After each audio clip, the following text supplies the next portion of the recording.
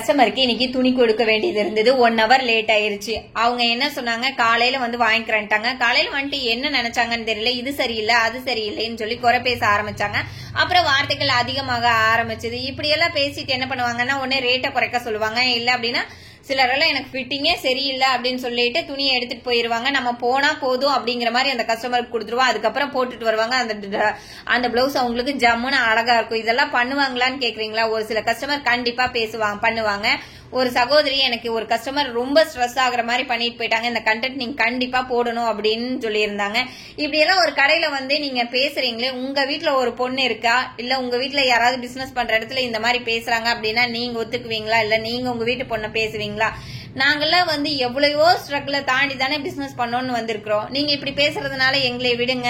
ஒரு சிலரெல்லாம் பாத்தீங்கன்னா இப்பதான் பிசினஸ் ஏதாவது ஒரு பிசினஸ் ஸ்டார்ட் பண்ணி அந்த பொண்ணுக்கு வந்திருப்பாங்க. இப்படி நீங்க பேசுறதுனால அவங்க வந்த இடத்துக்கே திரும்பி போயிட மாட்டாங்களா?